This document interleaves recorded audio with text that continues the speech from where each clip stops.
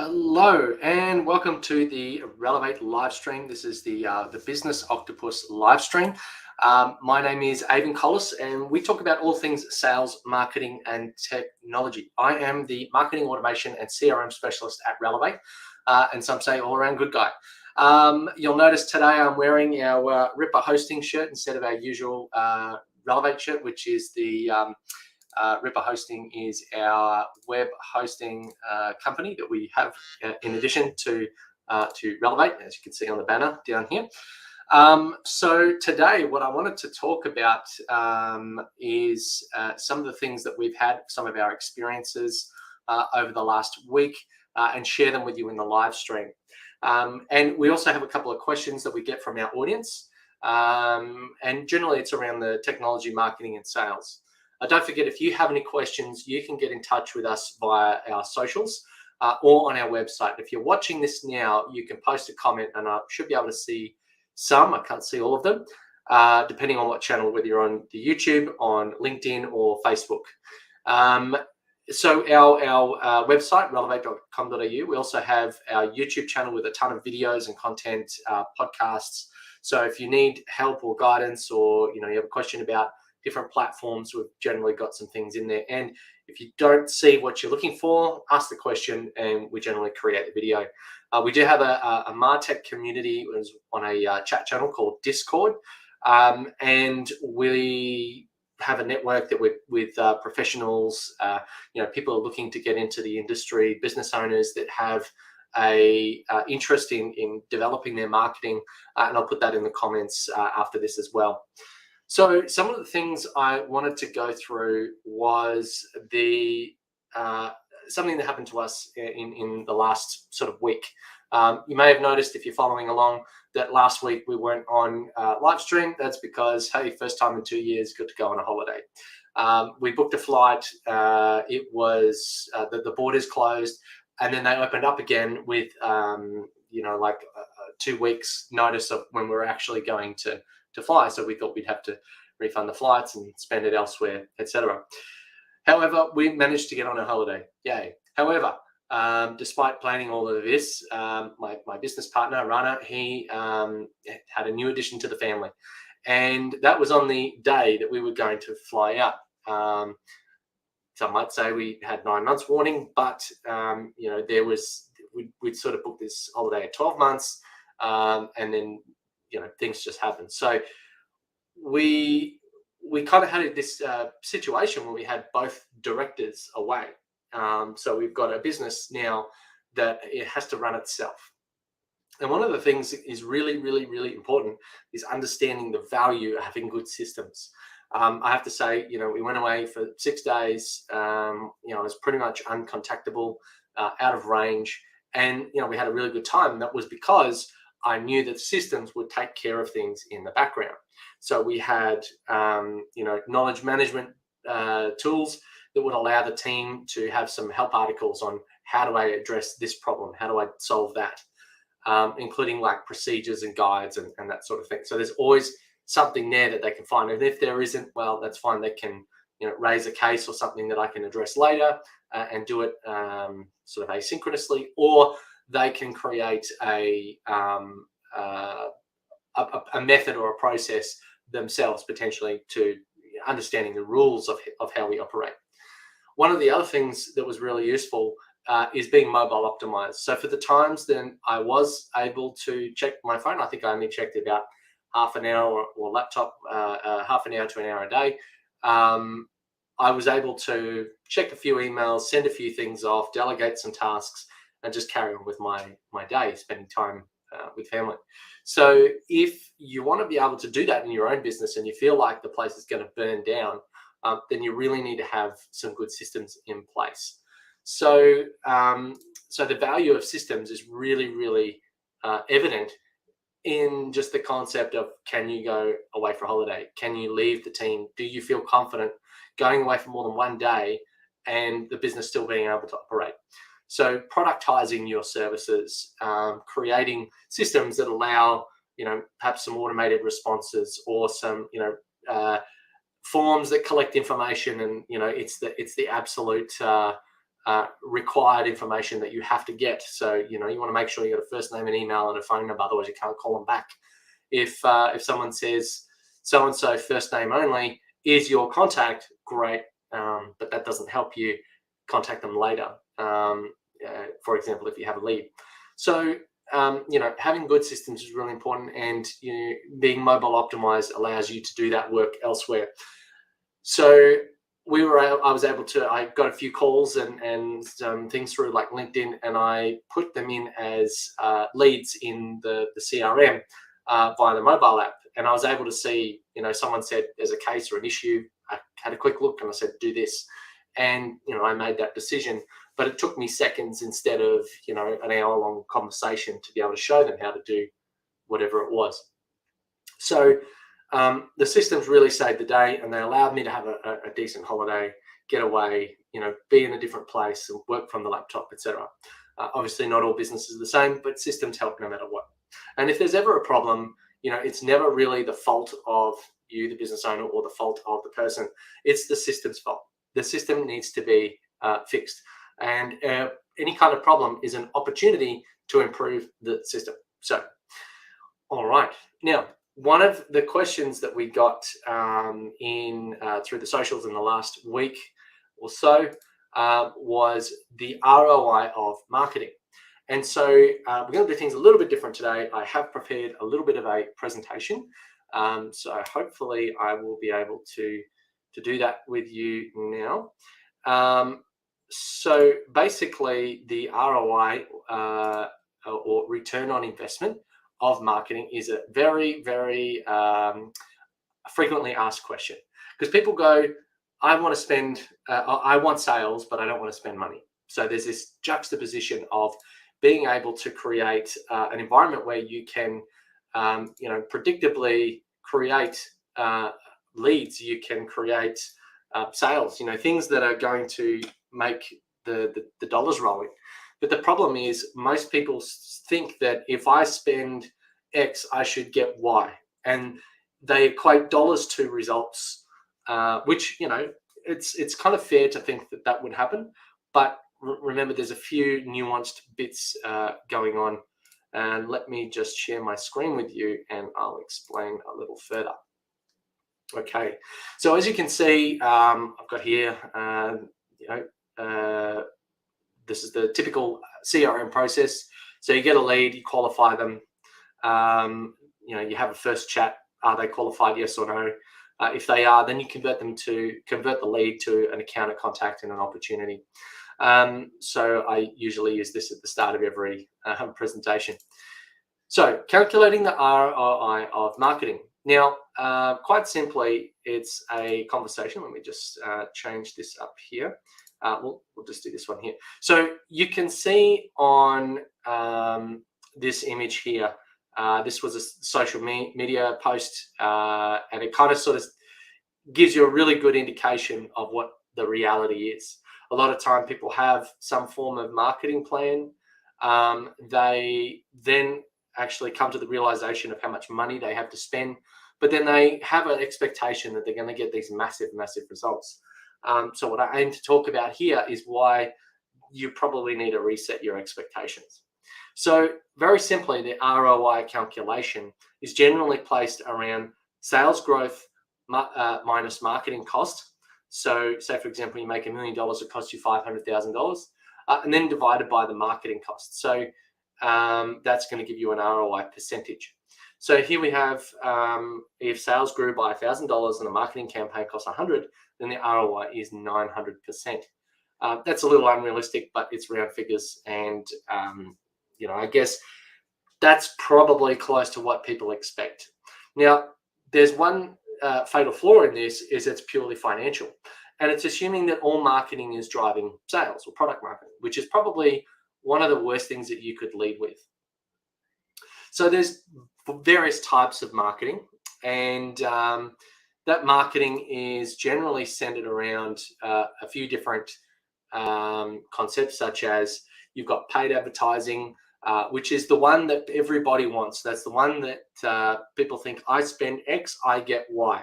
So they go, I'm going to spend, $2,000 a month on sales on Google pay-per-click or whatever, and they're expecting to get $2,000 a month or $10,000 a month in sales, because that's what they, in their mind, think that it's a switch. I flick it on, I get money, which is totally the wrong way to go about it. There is a number of approaches, as you can see here in the list. There's also cause marketing, attaching a brand to a social cause and get people to rally behind you because of what you are promoting, what you believe in. For example, there's a big push around environmental, and companies that are not doing some level of environmental initiative are being ranked down in the minds of the consumer. The other thing, there you've got relationship marketing, which is very much what we do in terms of the CRM. And that's spending money and time and investing in relationships. So, having those face-to-face events, building some form of rapport offline, through sending them a nice card, wishing them a happy birthday and Merry Christmas, thank you for doing business, that sort of thing. Then there's the undercover marketing, where it's very much about the product. So, for example, you buy fuel. You don't generally think about what brand the fuel is. It's just fuel. So, if you say we've got the best quality, fastest, cheapest, make your car go fast and it's cleaner for the environment, it's kind of blending into the cause marketing. Then the fuel is the product, and the brand comes very much in second place. Then you've got word of mouth, which is obvious, talking around the barbecue. This is kind of like your PR stuff, where if you have, if it's a really catchy tune and it gets in someone's head, that's something that you might whistle down the street and someone goes, oh, I know that. And then you have a conversation. That's got a lot of brand power. But, there's a cost to coming up with the tune, recording it, promoting it. But that can't really be tracked very easily in terms of the dollar sales. It will have an effect if the tune is catchy and it actually, grips in the marketplace. And there's a whole bunch of testing that's required in and around that. Then you've got transactional marketing. That's that one that's where they're kind of already in the sales process. So they have received a coupon or, a rebuy offer. So when they get the invoice, on there is a discount code for their next purchase. Or, cross-selling or things where, even just getting a receipt with a logo on it is a form of marketing. Having your name or your business name on the bank statement line when the credit card fires off is a form of marketing, because they're reminded that they do business with that organization. That can be a happy thing or a bad thing. For example, people go, oh, Netflix. Yep, I know that. That's more of a happy thing. If it's, Origin Energy, another bill, it's kind of seen as a bit of a negative. But at least, there's a form of marketing. They have absorbed the brand name. And that all leads into more branding rather than product marketing, which is a very effective and probably arguably one of the most important forms of marketing. Then you've got diversity marketing. And diversity marketing is where it's about a feeling, an ethos that people share. Now, these people may be in different walks of life. For example, if you're targeting plumbers, that's one sort of walk of life or segment. But if you're targeting people that go for a particular football team, then that's a diversity set, because they have a shared bit of information or something that is about them that they are connected by. But you can have, doctors, lawyers, nurses, plumbers, all be affiliated with that football team. So that's diversity marketing. Or, for example, views about climate change, about religion, anything that can group people from different sets. That's diversity marketing. So as you can see, there's a whole bunch more than just the standard pay and return marketing. So going back to our calculation here, you can see now that there's a big difference in what you spend versus what you get. So going back forward, let's have a think about what's actually at play here. And it is the human. It is the person at the other end of this conversation. Let's get rid of my banner there so you can read it all. So there is a human at the other side that has to make a decision to open up their wallet and spend money with you. So you are persuading a person. You are not buying a product. One $1 doesn't get you in marketing, doesn't get you $10 in return. What you have to do is spend the time. You have to engage. Marketing is commonly equated to dating or forming relationships with your significant other. So it's not something that you can just walk up to someone and say, hey, let's go get married and have 5 kids. It's something that takes time, something that has to, you have to build that persuasion. Now, some things are low risk. They can be persuaded very quick. Do you want a chocolate bar? Yes. Do you want to buy a $50,000 boat? Well, that might take a little bit more time to get someone over the line. So persuasion. Persuasion, this is from a book called Persuasion from Robert Cialdini, who is basically known as the sort of father of most marketing textbooks today. And these concepts, or these 6 concepts of reciprocity, that's when you do something and you get something in return. So free samples, building that relationship, doing something, sending them something, a gift, a card, some kind of relationship building thing first to get them to trust you back. Then there is the scarcity, buy now and get a free set of steak knives. Otherwise, if you buy later, you won't get the free set of steak knives. Then you've got authority. Is the person you're buying from a trustworthy, knowledgeable figure, or the company, or, do they know what they're talking about, or they're just rocked up overnight? Then there's consistency. Having a regular, frequent message helps to solidify that information in the recipient's mind. Liking. People aren't going to buy from you if they don't like you. And again, this is persuasion. It's not a yes or no gate. It's a contribution factor. So it will improve the chance rather than say, yep, if they like you, they will buy. You could have all of those things and they'll never buy, particularly if they don't agree with the product or they just don't need it. So persuasion is a funny thing, and it's more of a desire to want to do something, a thought that they will contribute, buy, purchase, whatever, and that emotional attachment to doing that thing. Then you've got consensus. So that's when you've got a group of people, and generally with services, in service marketing, you want to see through the proof of other people that was good, or that did what it was supposed to do, or that they had a good result. So we commonly think of this as social proof. So you're looking for Google reviews, you're looking for someone else, a YouTube blogger or whatever, has sampled or tried or unboxed or experienced the product or service and has given their feedback on it. And the more disconnected and legitimate and honest that is, the more it's trusted. So if it's obviously a paid consensus or a paid review from the company, there's a lot less trust involved. So the statement there is, if someone likes you, they'll talk to you. If they trust you, they'll do business with you. So what you're trying to do is build trust, and you do that with branding, and you do that with things like that, social proof, etc. And that is not something that you can just whip up, and it's generally not the same as I spend $10, I get $100 in sales. So the other thing to consider if we're talking about ROI is this concept of Flagfall. So this is an old meter in taxi before all the digital stuff. This is a mechanical fare tracker, and you can see there's a Flagfall. And the Flagfall, if you don't know what that means, is the price you pay just to have the service, not exactly even the cost of per kilometer. It's the price just to get in the taxi. Once that has been consumed, then every bit after that costs money. So the concept of Flagfall when it comes to marketing is the cost, or the budget needs to factor in what you're going to do now and later. So if you've got an ad that you're going to create, maybe that ad would be there's a development cost, there's you're hiring videographers, actors, paying for the location. You're doing all sorts of things to get that ad up off the ground to be a little video file that's however many megabytes or gigabytes.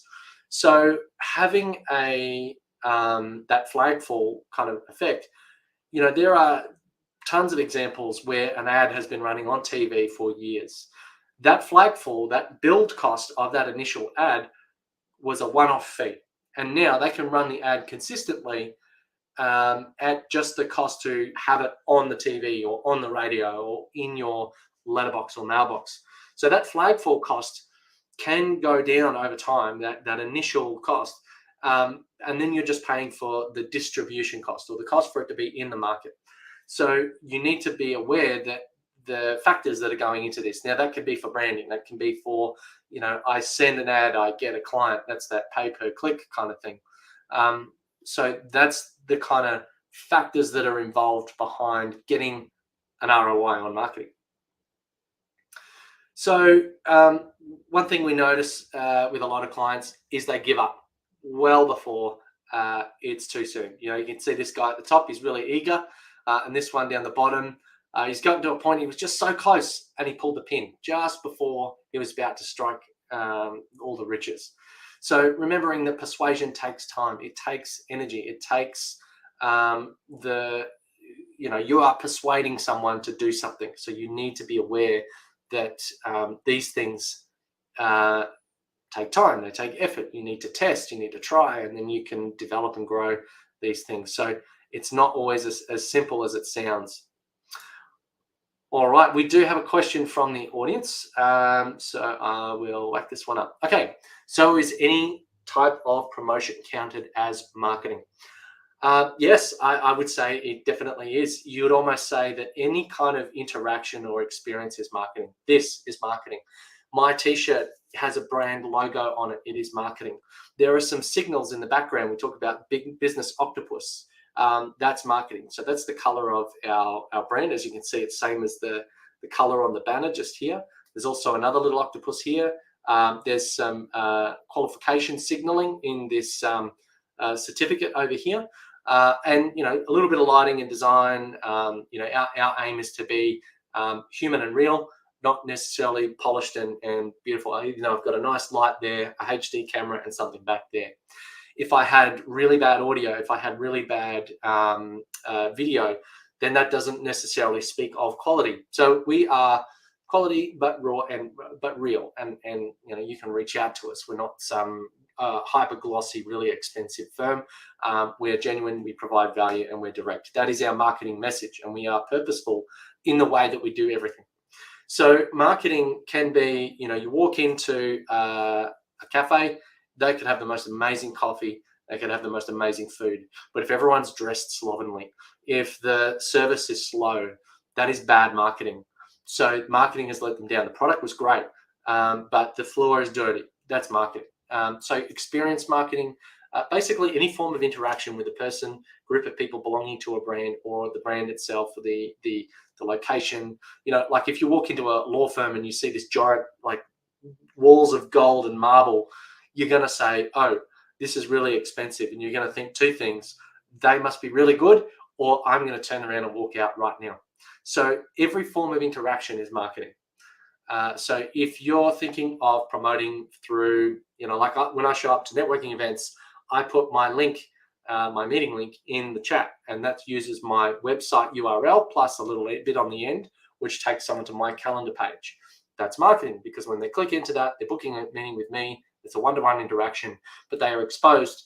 They can find, they can discover the rest of our site, our information, services, products, etc. Okay. I think that has covered most of it. So I would like to thank you if you've stuck around and you're listening. I really appreciate you showing up and learning a little bit more. Once again, I'm Aiden from Elevate. If you've got any questions, don't forget to put them in the chat. If we can't answer them straight away, we'll answer them in the next session. We do this every Friday around about 1:30 Brisbane time. Make sure you put it in your calendars. There will be a social post out for the next one. Don't forget, you can also check out ripperhosting.com.au for fast web hosting. That's our hosting company. And if you've got any questions, or if you don't want to put it on socials, you want to ask direct, you can always just go to relevate.com.au, fill out a contact form, and then we'll put that into the mix for our questions and series. So thank you very much for listening. Please do, if you're watching on LinkedIn, please do subscribe. On YouTube, please do subscribe. We've got lots of other videos and content, how-to guides, podcasts, etc. Hopefully you'll find an answer there, or join our community. Again, the link will be put in the comments on the socials after this. Otherwise, thank you very much for listening and take care.